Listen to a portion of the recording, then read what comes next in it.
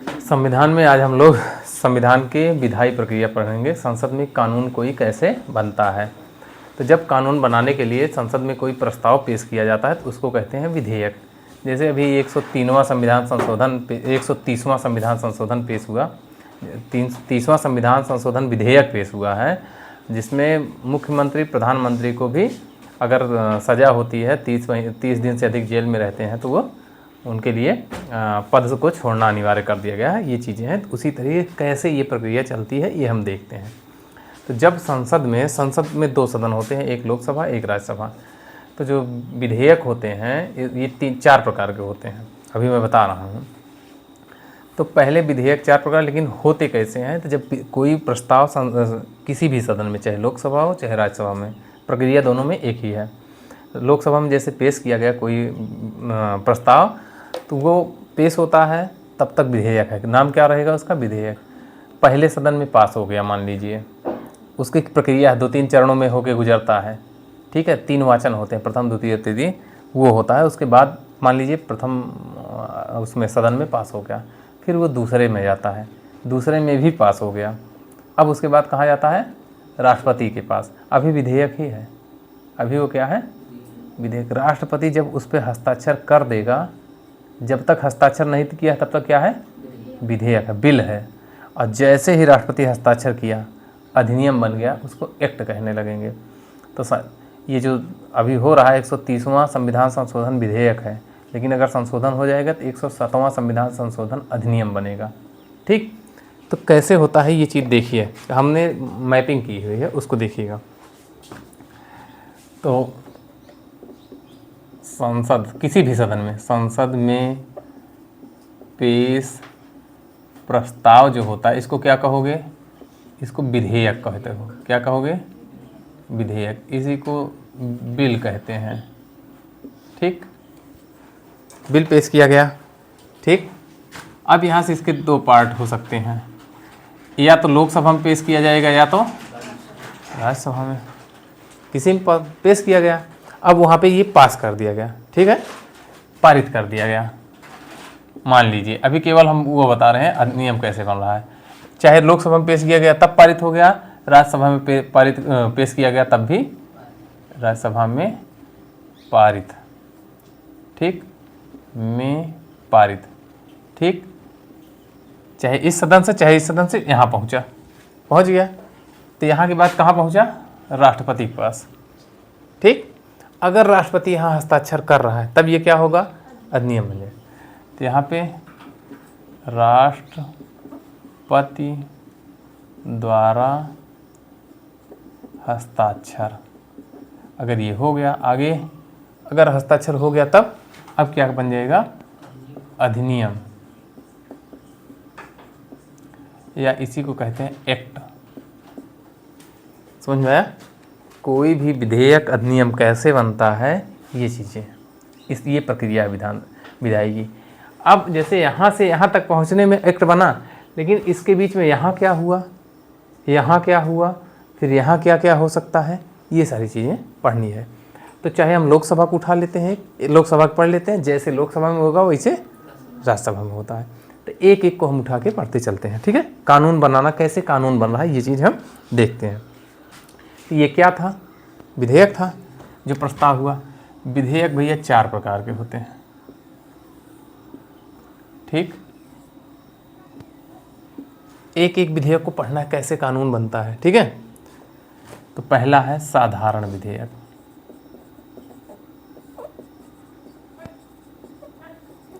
पहला कौन सा हो गया? साधारण विधेयक हो गया। दूसरा है धन विधेयक, धन विधेयक हो गया। और तीसरा है वित्त विधेयक, वित्त विधेयक। और चौथा है संविधान संशोधन विधेयक, संविधान संशोधन विधेयक,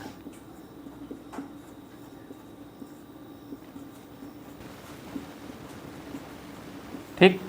ये विधेयक 4 प्रकार के हो गए। अगर अब हम देखें तो ये जो साधारण विधेयक है, ये अनुच्छेद नंबर 107 में, ये कहाँ दिया गया है? आर्टिकल नंबर 107 में दिया है। धन विधेयक का वर्णन कहाँ है? 10 में, ठीक है। वित्त विधेयक कहाँ है? 117 में है।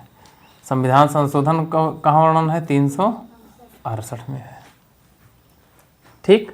इतना मामला समझ में आया। वित्त विधेयक जो होता है ये 2 प्रकार के होते हैं, टाइप 1 फर्स्ट और टाइप 2। ये 117 1 में है, ये 117 3 में है, ठीक। समझ में आ रहा है। विधेयक कितने प्रकार के होते हैं? 4 प्रकार के। यहाँ से शुरू कर रहे हैं, कैसे ये प्रक्रिया समझा दिए कि यहाँ से यहाँ तक हमको पहुँचाना है। कोई भी विधेयक को कानून बनाने के लिए वहाँ तक पहुँचाना है, तो कैसे होता है ये शुरू कर रहे हैं। ये क्या है? जो प्रस्ताव पेश हुआ उसको विधेयक कहेंगे। ये प्रस्ताव कई प्रकार का होगा? 4 प्रकार का होगा, ठीक। अब कौन कहाँ से जाएगा, कैसे होते हुए आगे चलता है, तो दूसरी प्रक्रिया। इसके बाद यहाँ से हम लोकसभा या राज्यसभा पहुँचते हैं, ठीक। तो पहला साधारण विधेयक कैसे आगे बढ़ता है, क्या काम करता है, यही हम लोग देखते हैं। इतना मामला समझ में आया। विधेयक 4 प्रकार समझ में आ गए।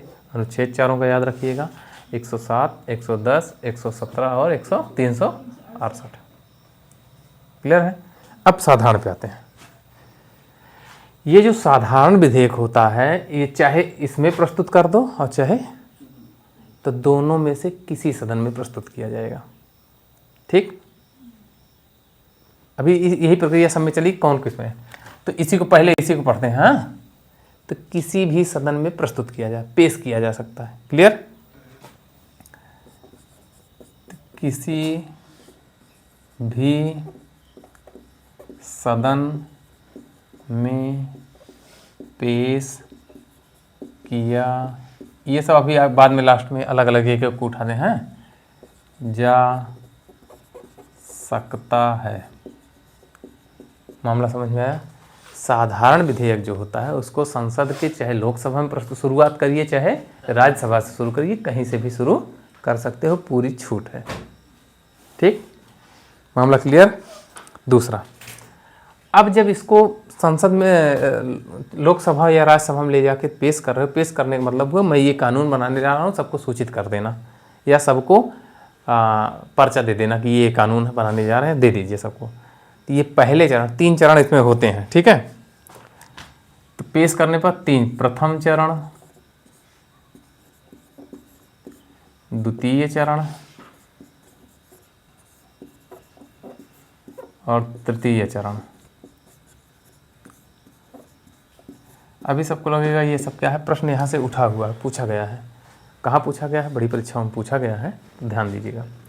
तो पहले स्टेप में क्या कर रहे हो आप, जो विधेयक है इसको किसी सदन में पेश कर रहे हो, शुरू कर रहे हो। जो शुरू कर रहे हो उसको क्या कहोगे? पेश कर रहे हैं। तो चाहे लोकसभा में, चाहे साधारण विधेयक की बात है, चाहे जिसमें शुरू करो, ठीक। जो शुरुआत हो रही है, तो शुरुआत में जब जैसे ही शुरू करो पहला चरण शुरू हो जा रहा है। इसमें क्या होगा, इसको पेश किया जाएगा और इसका गजट होता है। गजट जानते हैं? पेपर ओपर में देखिए, कभी पेपर के जहाँ प्रचार आता है वहाँ पर लिखा है भारत का राजपत्र, उसमें कुछ सूचनाएं दी होती हैं। तो भारत के राजपत्र में जब प्रकाशित कर दिया जाता है तो उसी को गजट बोलते हैं। समझ में आया? पेपर को ध्यान से देखिएगा, तो ऐसे भारत लिखा रहता है बड़ा बड़ा, और भारत का गजट, उसके बाद कुछ निविदा या कुछ टेंडर वेंडर टाइप में निकल रहा रहता है, देखिएगा कभी ध्यान से। तो पहले चरण में क्या हुआ, ये पेश हुआ और राजपत्र में प्रकाशित हुआ। तो सदन में पेश और राजपत्र में प्रकाशन, पहले चरण। अब सदन में पेश कैसे होता है? तो अध्यक्ष की अनुमति से। आप देखिए, सदन में कोई भी काम बिना अध्यक्ष की अनुमति से नहीं। तो आपको विधेयक पेश करना है तो अध्यक्ष की अनुमति चाहिए, आपने अनुमति ले लिया है, तब इसको कहाँ पेश करती है? सदन में, चाहे इसमें, दोनों में से किसी एक में पेश कर दीजिए, ठीक। पेश कर दिया, उसको राजपत्र में प्रकाशन करा दीजिए। ये पहला चरण पूरा हो गया। पहले चरण में केवल इतना काम होता है, ठीक। अब आते हैं दूसरे चरण पे। अब जो ये पेश हुआ है इस पे बहस होगी, साधारण बहस होगी, ठीक। मतलब जैसे दिया गया तो पक्ष विपक्ष दोनों को दिया गया, भाई ये कानून बनने वाले हैं, तो हर व्यक्ति उसमें सोचेगा कि ये समस्याएं उत्पन्न हो सकती हैं, ये प्रॉब्लम हो सकती है, ये अच्छाइयाँ हो सकती हैं। तो सुधार का इस पर खूब बहस होगी पहले, ठीक। फिर अगर मामला नहीं समझ में आ रहा है तो कहाँ जाएगा? प्रवर समिति के पास जाएगा। ये खूब अच्छे से इस कानून का जांच करेगी, अच्छे से जांच करेगी कि सामान्य जनजीवन पे इस पे क्या प्रभाव पड़ रहा है। दूसरा चरण चल रहा है अभी, ठीक। अगर कुछ इसमें गड़बड़ दिख रहा है तो यहाँ पे ये पेश करेगी क्या? संशोधन प्रस्ताव, ठीक। खूब बहस हुई, समस्याएं उत्पन्न हुई कि ये समस्याएं होंगी।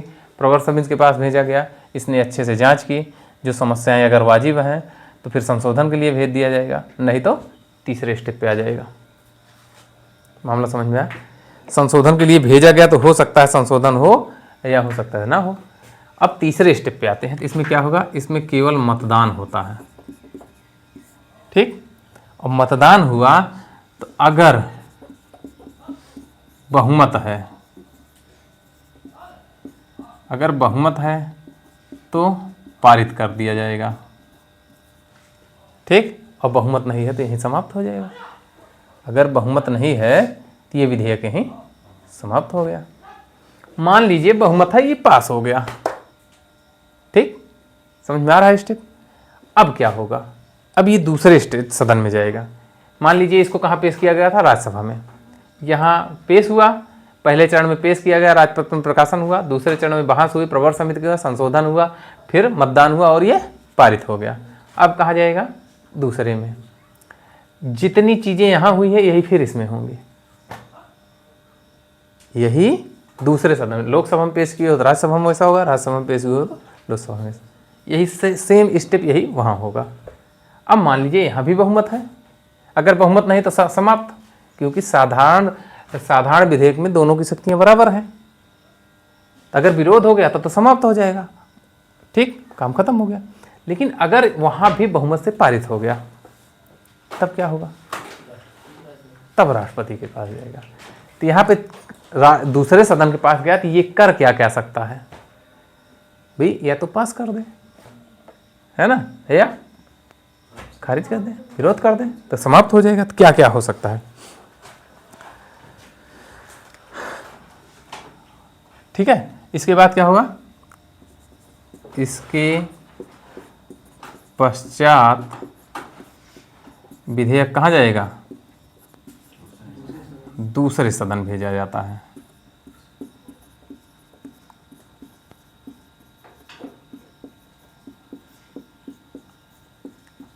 यहां समझ में आ रहा है, ठीक। अब इसके पास 2-3 आधार हैं। बिना संशोधन के पारित कर दे, ठीक है। पहला आया, ठीक है, आया, पास, काम खत्म। या दूसरी कंडीशन, संशोधन के लिए पहले सदन को वापस भेज दे, क्योंकि जहां से आया वही संशोधन होगा, ठीक।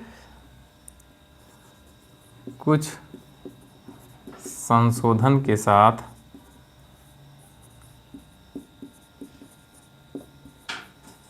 प्रथम सदन को वापस कर दे।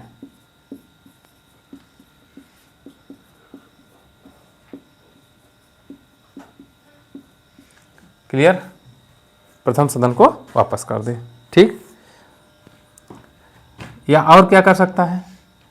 तीसरी कंडीशन है विधेयक को अस्वीकार कर दे।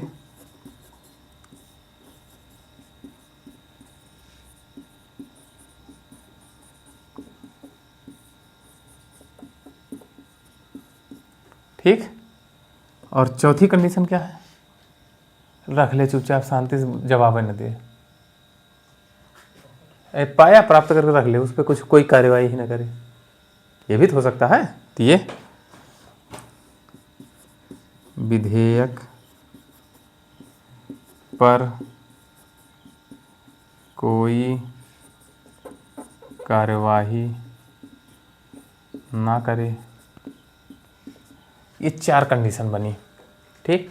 अगर ये विधेयक यहाँ पहुँचा, इसने क्या कर दिया? पारित कर दिया, तब तो राष्ट्रपति का हस्ताक्षर बाद एक्ट बन गया। यहाँ कोई समस्या, ठीक।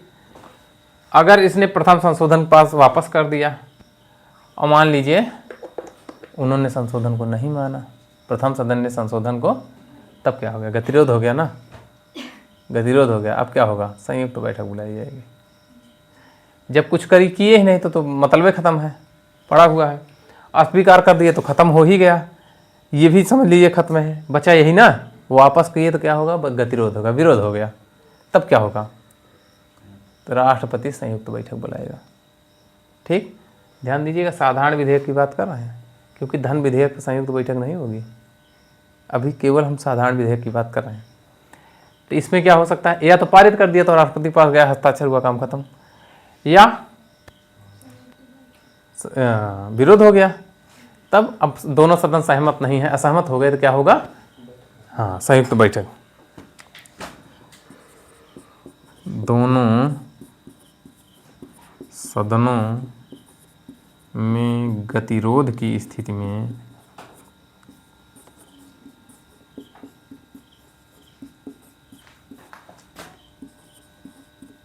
कौन बुलाएगा? राष्ट्रपति संयुक्त बैठक बुलाता है।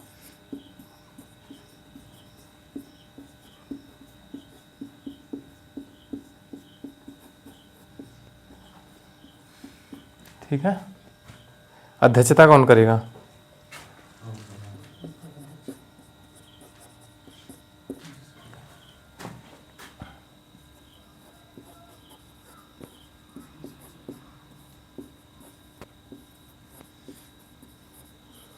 लोकसभा अध्यक्ष करता है।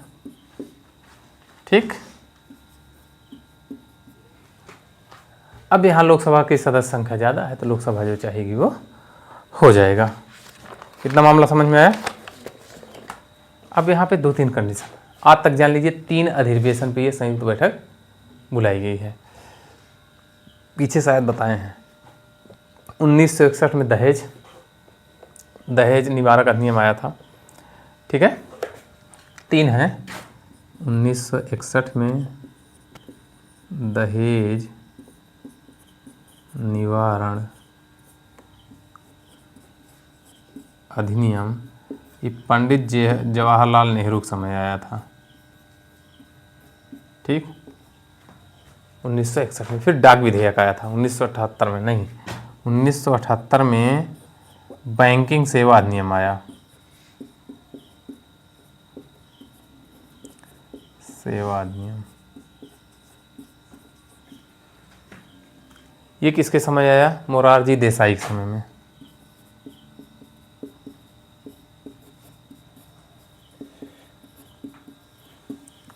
और अंतिम जो तीसरा है ये 2002 में आया।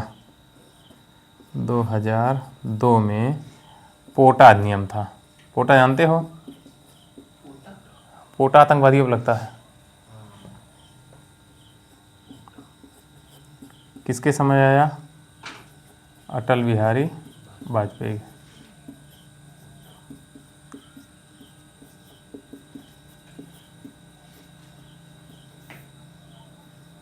एक इसमें कॉमन पॉइंट है, इन तीनों में अटल बिहारी वाजपेयी ने मतदान किया था, तीनों विधेयक में। समझ रहे हैं? तो वाजपेयी ने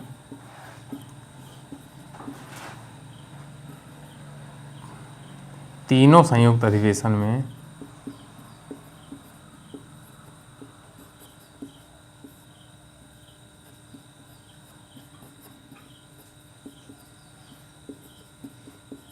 मतदान किया था।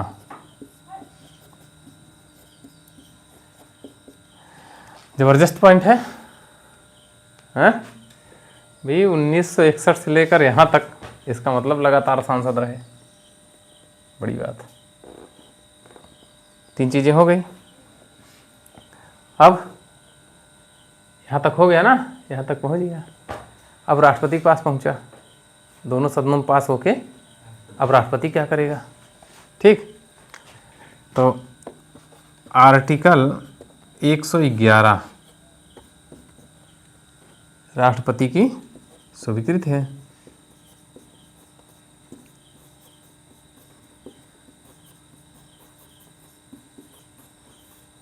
राष्ट्रपति की स्वीकृति होगी। अब इसमें फिर वही 4 कंडीशन, क्या होगा, या तो राष्ट्रपति हस्ताक्षर कर दे, तब क्या बन जाएगा, अधिनियम बन जाएगा, या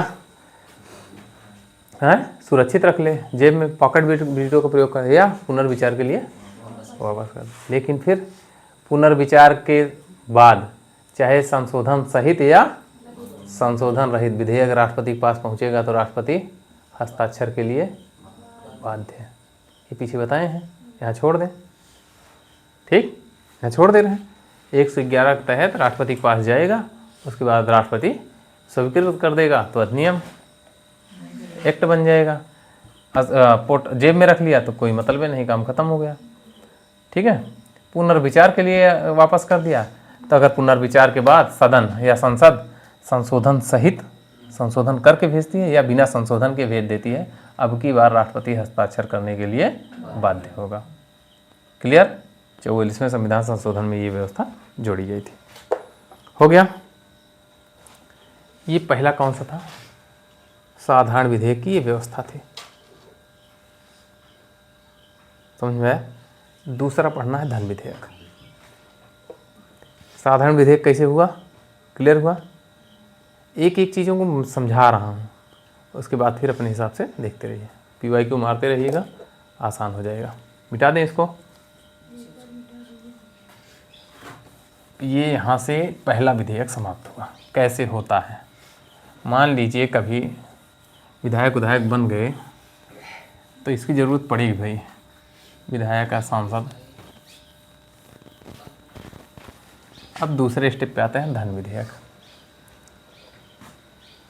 ठीक। धन पे आते हैं तो धन विधेयक कहते किसको, ये जानना जरूरी है। तो धन विधेयक भैया कोई नया कर, जानते हैं, टैक्स, कोई नया कर लगाया जाना, पुराना कर समाप्त किया जाना, या पुराने कर में परिवर्तन करना, या विनियमन करना, ये सारी चीज़ें अगर हो रही है तो क्या कहलाएगा, धन विधेयक कहलाएगा। पैसे से संबंधित है, ठीक है। अगर भारत सरकार कोई धन उधार ले रही है या संचित या आकस्मिक निधि में पैसे डाल रही है, उसमें डाल रही है, वो क्या कहलाएगा, धन विधेयक। लेकिन इसको प्रमाणित कौन करेगा, लोकसभा अध्यक्ष बताएगा कि यह धन विधेयक है कि नहीं है। क्लियर हुआ इतना। 110 में अनुच्छेद 2 में ये बताया गया कौन सा धन विधेयक नहीं है। तो जो टैक्स लगता है, शुल्क जो लगता है, जुर्माना, जानते हैं जुर्माना या दंड, आर्थिक दंड लगाता है, कोर्ट वोर्ट देखिए लगाता है, ये धन विधेयक नहीं है। उसके बाद लाइसेंस, जानते हैं, या सेवक बदले जो शुल्क लगता है, वो धन विधेयक नहीं है। और स्थानीय सरकार जैसे पंचायती राज है, ये विकास के लिए कोई कर लगा रही है, वो भी धन विधेयक नहीं है। तो ये 3-4 चीज़ें धन विधेयक नहीं होती। समझ में आ गया। धन विधेयक को प्रमाणित कौन करेगा, लोकसभा अध्यक्ष, 110(3) में, ठीक। अब ध्यान दीजिएगा, यहाँ धन विधेयक जो होता है राष्ट्रपति की सिफारिश से ही पेश होता है। धन विधेयक कहाँ पेश होता है, पहली चीज़ तो लोकसभा में पेश होगा, ठीक। किसकी सिफारिश से, लेकिन ध्यान दीजिए एक शब्द कह रहे हैं सिफारिश, हस्ताक्षर ना कहते भैया, समझ में आ रहा है। राष्ट्रपति की पूर्व अनुमति से ही पेश किया जाता है, लेकिन राष्ट्रपति का हस्ताक्षर नहीं होता। जब ये पूरा स्टेप लोकसभा में जाएगा, राज्यसभा में जाएगा, राज्यसभा मात्र 14 दिन रोक सकती है, उसके अलावा कुछ नहीं कर सकती। फिर राष्ट्रपति के पास फिर जाएगा, अब राष्ट्रपति वहाँ हस्ताक्षर कर देगा। क्यों, क्योंकि उसी की अनुमति से पेश किया गया है। धन विधेयक आसान होता है। समझ में आया। अब यही देख लीजिए कैसे होता है, ठीक है। राज्यसभा इसको मात्र, राज्यसभा की शक्तियाँ यहाँ पे कम है, मात्र 14 दिन इनको रोक सकती हैं या संशोधन का प्रस्ताव दे देती हैं, चाहे लोकसभा माने या ना माने, कोई प्रभाव नहीं। अगर 14 दिन तक ये रोके हैं, उसके बाद नहीं पास कर रहे हैं तो ऑटोमेटिक पास हो जाता है, पारित हो जाता है, ठीक। ये कौन सा था, धन विधेयक। अब उसके बाद राष्ट्रपति की अनुमति पास भेजेगा, राष्ट्रपति की अनुमति से पहले ही पेश हुआ है तो वो हस्ताक्षर कर देगा और ये पास हो जाएगा, ठीक है। ये धन विधेयक का था, बहुत ज़्यादा है नहीं, ठीक है, छोटा है। तो कहाँ वर्णन है, 110। देखिए धन विधेयक का वर्णन कहाँ है, 110(1) देखते हैं। तो किसको कहते हो धन विधेयक, है कोई कर लगाया जाना, कोई कर लगाया जाना या समाप्त किया जाना,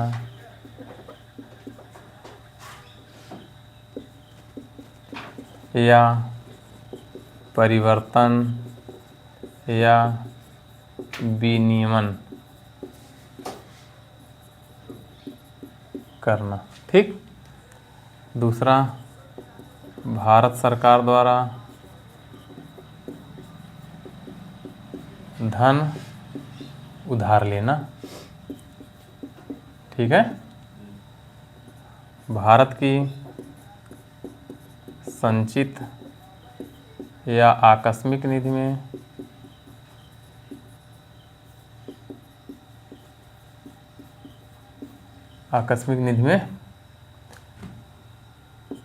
धन जमा करना। धन जमा करना। ये क्या थे? धन विधेयक में क्या क्या शामिल है, क्या नहीं शामिल है। अनुच्छेद 110(2) इसमें क्या नहीं? अर्थदंड या जुर्माना। ठीक। जुर्माना या आर्थिक दंड शामिल नहीं। ठीक। ये हो गया। सेवा लाइसेंस, सेवा या लाइसेंस शुल्क शामिल नहीं। ठीक है।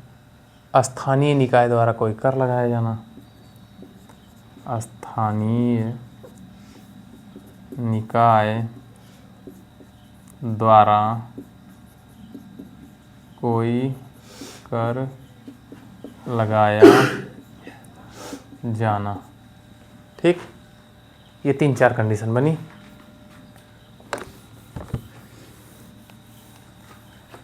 अब 110(2) हो गया। 110(3) पे आते हैं। ठीक है। क्या है इसमें? धन विधेयक 110(3) में वही है। 110(3) कहता है कि कोई विधेयक धन विधेयक है नहीं या नहीं, इसका निर्धारण कौन करेगा? लोकसभा अध्यक्ष। तो धन विधेयक का निर्धारण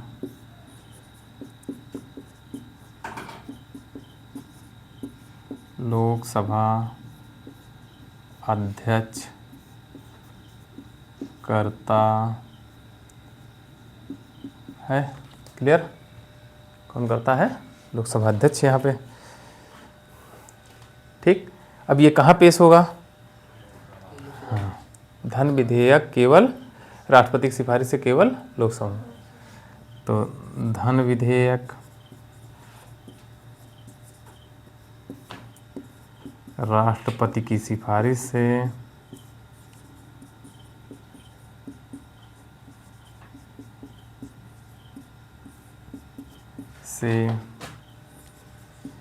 केवल लोकसभा में पेश होगा। ठीक। अगला, राज्यसभा इसे केवल 14 दिन तक रोक सकती है। उसके बाद पास संशोधन का सुझाव दे सकती है। माना जाना या ना माना जाना ये उस पर निर्भर नहीं है। ठीक।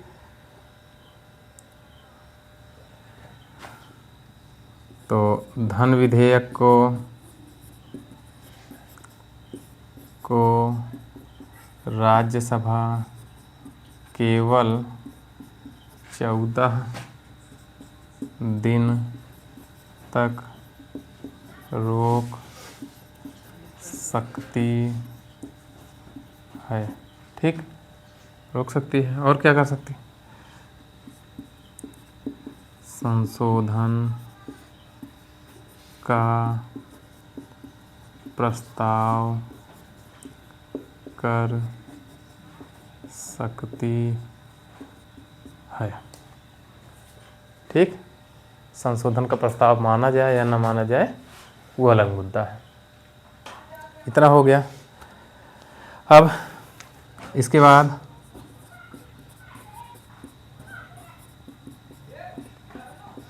राष्ट्रपति की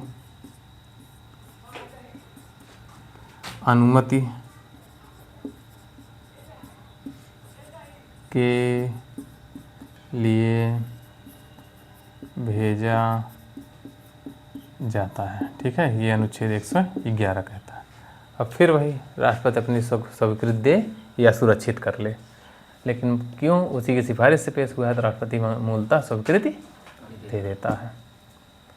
मामला समझ में आया इतना?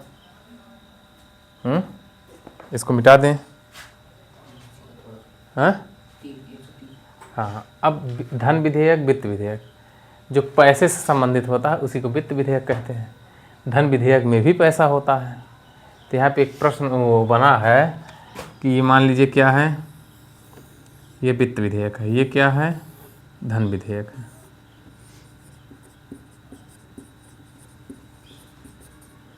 ये क्या है, वित्त विधेयक। इसका मतलब ये हुआ कि जितने धन विधेयक होते हैं ये सभी वित्त विधेयक होते हैं, लेकिन जितने वित्त विधेयक हैं ये सभी धन विधेयक नहीं होते, क्योंकि वित्त विधेयक के भीतर धन विधेयक है लेकिन धन विधेयक के भीतर वित्त विधेयक नहीं है। तो ये इसका मतलब ये हुआ कि सभी धन विधेयक वित्त विधेयक होते हैं, लेकिन सभी वित्त विधेयक धन विधेयक नहीं होते। समझ में आया मामला? एक लाइन नीचे जो है जोड़ लीजिएगा, सभी धन विधेयक वित्त विधेयक होते हैं, सभी धन विधेयक वित्त विधेयक होते हैं,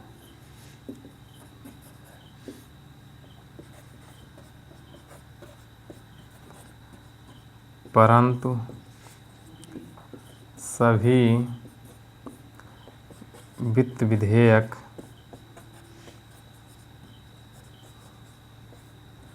धन विधेयक नहीं होते।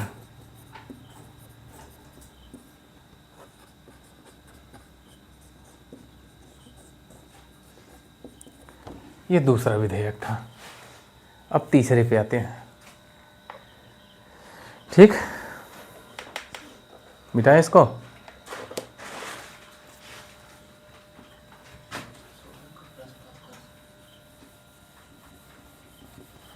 अब जो ये वित्त विधेयक है ये दो प्रकार का होता है, दोनों में अंतर देख लीजिएगा।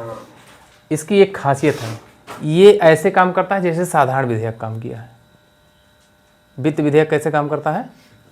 साधारण विधेयक जैसे काम किया है वैसे ये भी काम करेगा, बस इन दोनों में अंतर क्या है ये देख लीजिए। ठीक, जैसे साधारण विधेयक में लोकसभा राज्यसभा की शक्तियाँ बराबर थी, वैसे वित्त विधेयक में है, बशर्ते धन विधेयक में नहीं है। धन विधेयक में लोकसभा प्रभावी है।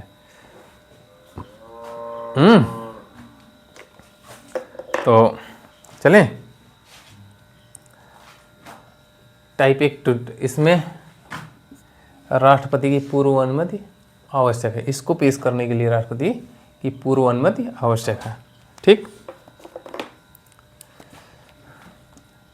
सदन में पेश करने हेतु राष्ट्रपति की पूर्व अनुमति आवश्यक।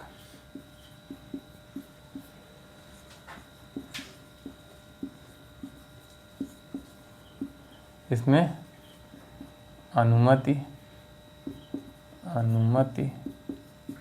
आवश्यक नहीं।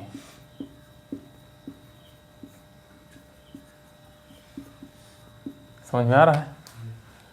टाइप 1 को पेश करने के लिए राष्ट्रपति की पहले पूर्व अनुमति, इसका मतलब ये धन विधेयक के ज़्यादा नज़दीक है, उसमें अनुमति आवश्यक है। इसका मतलब वो साधारण विधेयक के ज़्यादा नज़दीक है, टाइप 2।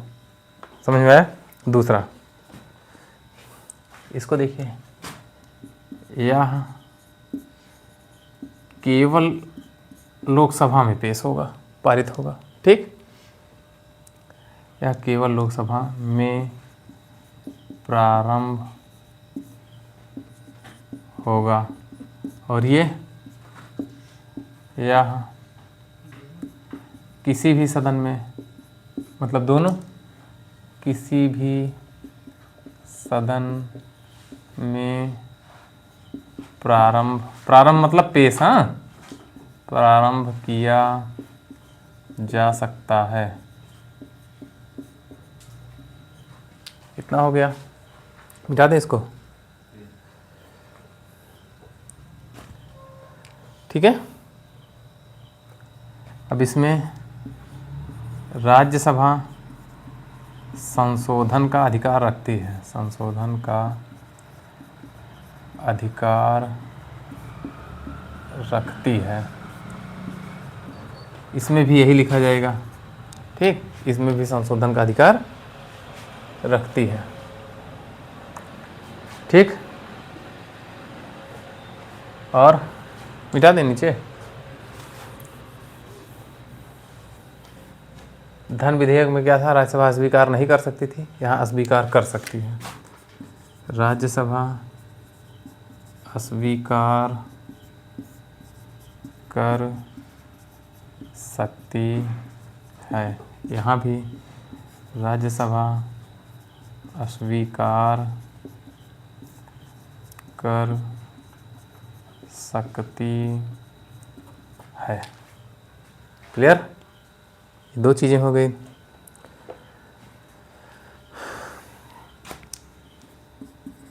संयुक्त बैठक होती है,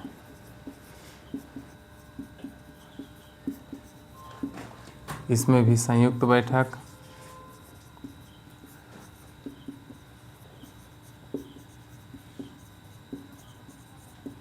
कुछ धन विधेयक के गुण हैं, उसके अलावा सभी किसके, साधारण विधेयक के गुण हैं, ठीक है।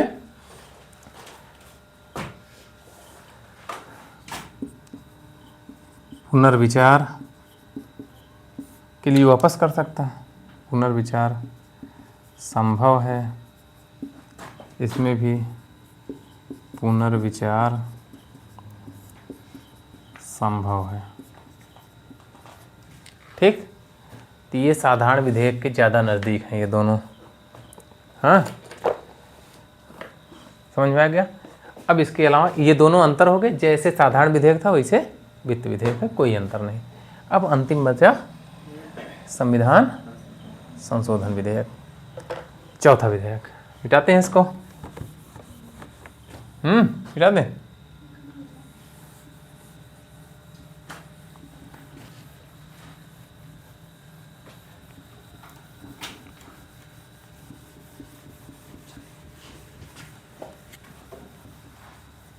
अंतिम विधेयक है संविधान संशोधन विधेयक, अनुच्छेद 368 पे। तो संविधान संशोधन विधेयक अनुच्छेद 368 में दिया, ठीक है। ये संविधान संशोधन विधेयक 3 प्रकार से होता है, ठीक। संविधान संशोधन विधेयक संशोधन 3 प्रकार से होता है। कैसे कैसे होता है इसको देखिए।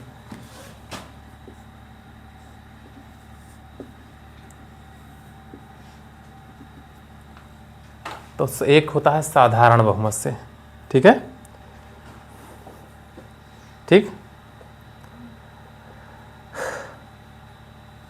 दूसरा होता है विशेष बहुमत से, और तीसरा होता है विशेष बहुमत के साथ साथ आधे से अधिक राज्यों की अनुमति चाहिए। 3 प्रकार से ये होता है, ठीक। तो साधारण बहुमत से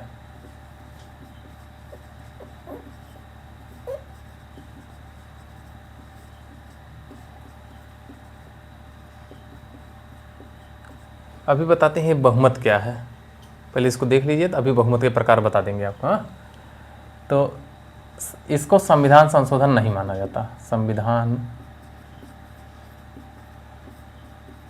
संशोधन नहीं माना जाता, ठीक। होता संविधान संशोधन ही है, लेकिन इसको संविधान संशोधन नहीं माना जाता। क्यों? उसके कारण है, क्योंकि साधारण बहुमत है।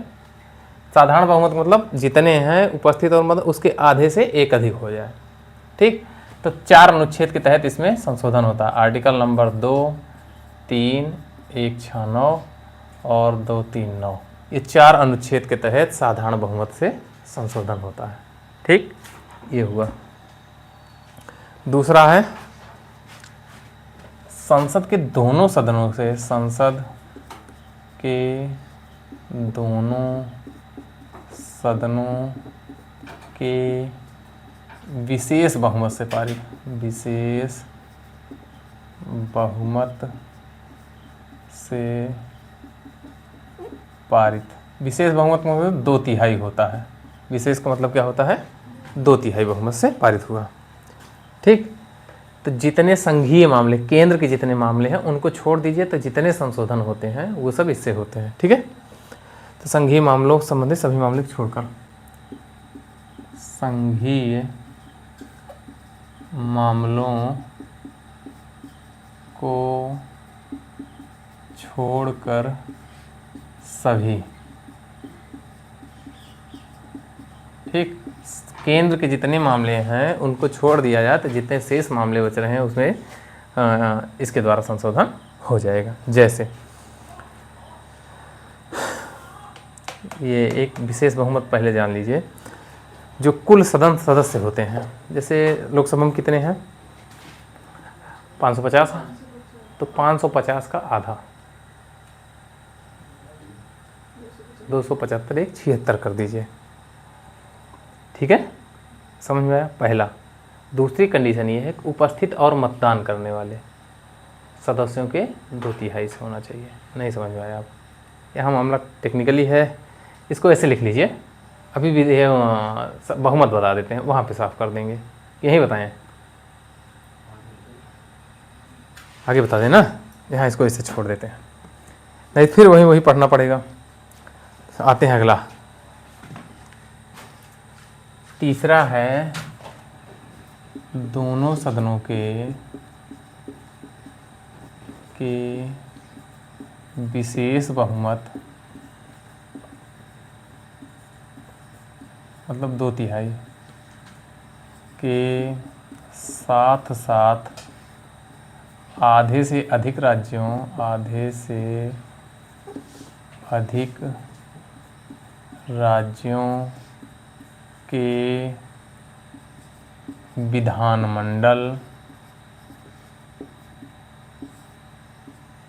की सहमति आवश्यक होती है। ठीक है, विधानमंडल के अनुसमर्थन से।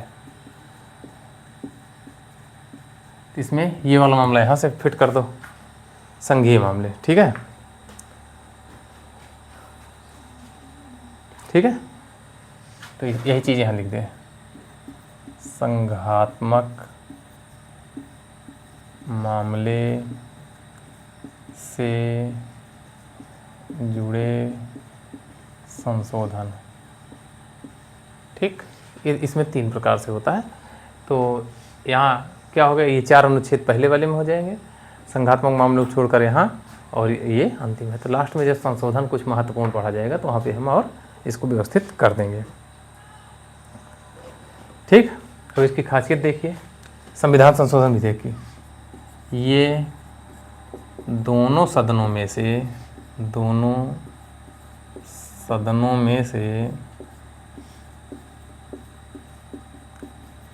किसी भी सदन में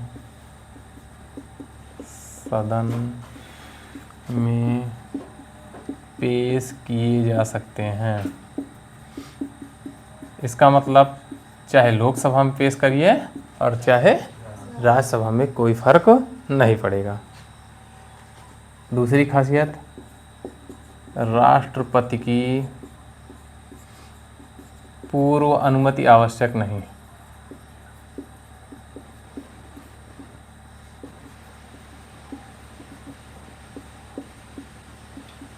ठीक, और अंतिम खासियत क्या है कि राष्ट्रपति इस पे हस्ताक्षर के लिए बाध्य है। राष्ट्रपति हस्ताक्षर के लिए बाध्य है। ठीक, एक और है धन विधेयक प्लस संविधान संशोधन विधेयक पर संयुक्त बैठक होगी। संयुक्त बैठक नहीं होती है। ठीक, ये 4 प्रकार के आपके विधेयक हो गए। कैसे पारित होंगे, क्या क्या कंडीशन बनेंगी, ये सारी चीज़ें हो गई। ठीक, पहले पेश होगा, प्रथम चरण चलेगा, द्वितीय चरण में बहस होगी। ठीक है, प्रवर समिति के पास जाएगा, संविधान संशोधन होगा और अंतिम चरण में मतदान होता है। ठीक, तो एक बार प्रश्न पूछा गया था कि विधेयक पर बहस किस चरण में होती है। ठीक, नहीं पता, गलती हो जाते हैं। अब आते हैं बहुमत के प्रकार, यही देख लीजिए, तो यही भी आज रोकते हैं, फिर कल बजट पढ़ेंगे। हाँ, तो बहुमत के प्रकार,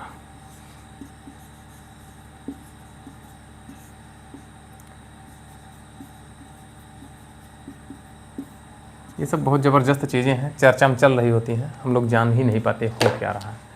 तो 4 प्रकार के कर दीजिए इसको इसलिए बता रहे हैं कि ये बार बार आता रहता है और हम लोग जानते नहीं। यस सर, जी सर, समझ में आया, जी सर, ये समस्याएं हैं, तो इसको समझ लीजिए। पहला है साधारण बहुमत, यहाँ पे मिला था ना, देखिए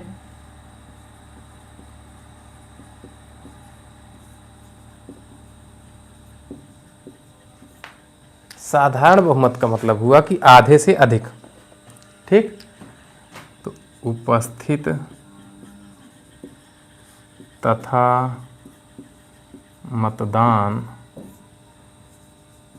करने वाले सदस्यों के आधे से अधिक का मतलब 50% प्लस 1 कर लीजिए, आधे से अधिक हो गया। ठीक है, समझाएं इसको, समझ लीजिए तो आसान। एक लोकसभा में कितने सदस्य हैं आज की डेट में? हैं 500। ठीक, 550 में 545 है। अब मान लीजिए 545 में 30 लोग आए ही नहीं। कितने लोग नहीं आए? 30 लोग नहीं आए। ठीक, आए कितने? 515 आ गए। अब 515 जब आए हैं तो उसमें कुछ लोगों ने विरोध कर दिया या सदन छोड़ के चले गए। ठीक, उन्होंने मतदान नहीं किया, 15 लोगों ने मान लीजिए, तो किया कितना? 500। अब 500 का आधा कर लीजिए और 1 जोड़ लीजिए, उतने लोग अगर इसमें मतदान कर दे रहे हैं तो ये पास। नहीं समझ में आया? उपस्थित मतलब जो अनुपस्थित है उनको काट दीजिए, 30 लोग अनुपस्थित थे, 515 बचे। अब 15 थे लेकिन उन्होंने किसी कारणवश सदन छोड़ दिया, मतदान नहीं किया, कुछ भी किया, कुल मिला के इन्होंने मत नहीं दिया, तो बचे कितना? 500। अब 500 का आधा कितना हो जाएगा? 250। एक और उसमें अगर 251 सदस्यों ने इसको अनुमति दे दी तो ये पास। मामला समझ में आया? हाँ, इसको यहाँ लिखे पूरा, समझ में आ गया ना? हाँ, इसको बार बार देख लीजिएगा जब इच्छा होगी। दूसरा आता है पूर्ण बहुमत।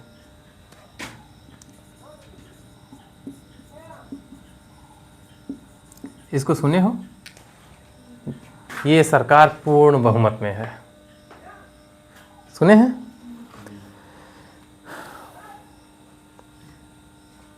ठीक है, तो आधे से अधिक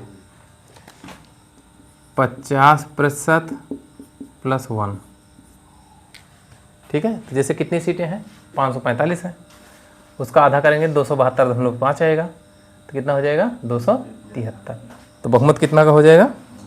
हाँ, 273। ठीक है, लेकिन इसमें जो अनुपस्थित हैं बहिष्कार को छोड़कर, जो अनुपस्थित हैं जिन्होंने बहिष्कार किया उनको छोड़कर आपके पास अगर 273 सदस्य हैं, भाई अगर जिन्होंने जो अनुपस्थित हैं वो आपके हैं नहीं, तभी तो अनुपस्थित हैं, और जो बहिष्कार कर दिए वो भी आपके नहीं हैं। तो यहाँ पे एक चीज़ ध्यान रखिएगा, अनुपस्थित और बहिष्कार को छोड़कर।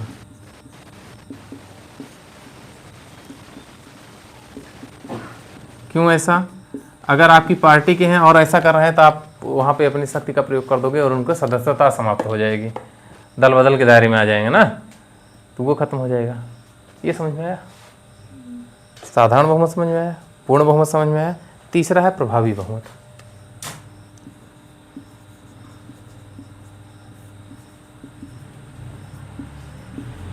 प्रभावी बहुमत सोचिए कहाँ से ढूंढ के इसको सेट किए हैं, कैसे लाए हैं, केवल बताने के लिए। मकसद क्या है कि आपको बताएं और चर्चा में रहता है तो हम लोग हाँ हाँ तो कर ले, जी सर वेरी गुड सर। तो इसी पे आते हैं प्रभावी पे। ठीक, प्रभावी का मतलब हुआ कि जैसे कुल सदस्य कितने हैं, 545 सदस्य। ठीक, कुल कितने हैं। अब मान लीजिए 5 सदस्य ऐसे हैं जिनके पद रिक्त हैं, चुनाव नहीं हुआ है किसी कारण, या चुने गए थे मृत्यु हो गई। समझ में आ रहा है। तो रिक्त पद कितने हैं, 5, तो शेष 540। अब इसका आधा कर लीजिए। ठीक है, तो प्रभावी बहुमत का मतलब हुआ कितना हुआ, 271। एक बढ़ाई है ना, समझ में आ रहा है। इसमें क्या था, उपस्थित और मतदान करे वाले शामिल रहे, हेमक और हन। अनुपस्थित बहिष्कार का छोड़ दिया, हेमक और हन। समझ में आया। जितना कुल है, केवल जो सीटें रिक्त हैं उनको छोड़ के। जैसे देखिए 2 जगह चुनाव हो गया, कोई व्यक्ति 2 जगह, 2 3 5 लोग मान लीजिए 2 जगह जीत चुके हैं, एक सीट छोड़े ना, 5 रिक्त हो गई ना। अभी कुछ हो रहा है तो उसमें क्या होगा, 540 से तो हैं, 545 तो है नहीं, 5 सीटें रिक्त हो गई। एक कंडीशन ये हो जाती, किसी की मृत्यु हो गई या कोई और विशेष कारण हो गया। समझ में आया। प्रभावी बहुमत, चारों बहुमत को देखिएगा। अच्छा, अंतिम है विशेष बहुमत।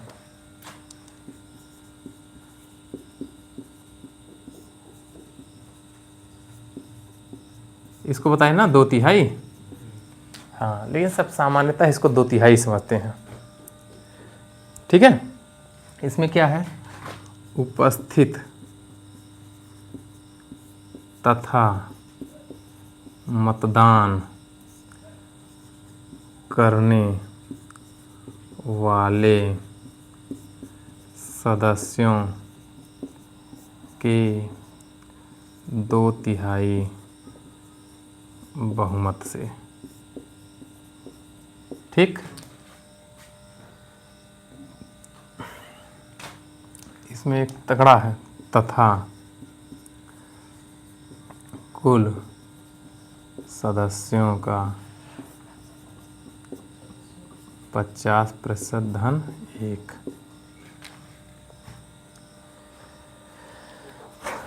मामला समझ में आ रहा है ये वाला।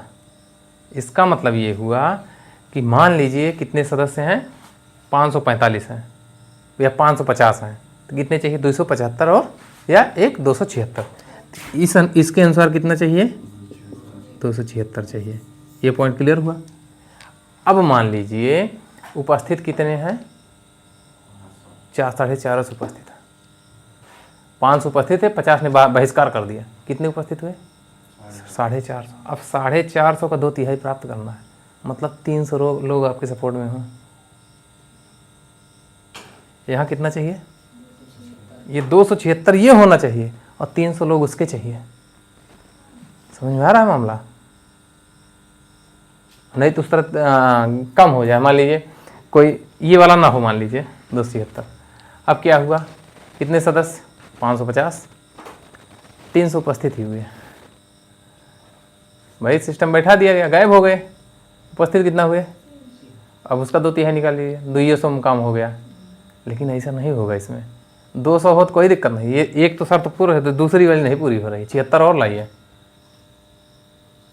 समझ में आ रहा है, ये वाला इससे कठिन है कि नहीं है। तो ये दोनों संशोधन इसके द्वारा होता है। ये हमारे 4 प्रकार के बहुमत होते हैं। ठीक, पहले टॉपिक में हमने प्रस्ताव पढ़ा, ये दूसरा टॉपिक था, इसमें हमने विधेयक पढ़ा। तीसरे टॉपिक में हम लोग पढ़ेंगे बजट कैसे काम करता है, बजट कैसे पेश होता है, उसकी क्या प्रक्रिया है, ये पढ़ेंगे। ठीक, अगले दिन। उसके बाद समितियां पढ़ा जाएगा, समितियां भी है ना, अभी आया था ना प्रवर समिति, तो कुछ समितियां मिलेंगी, उसको पढ़ा जाएगा।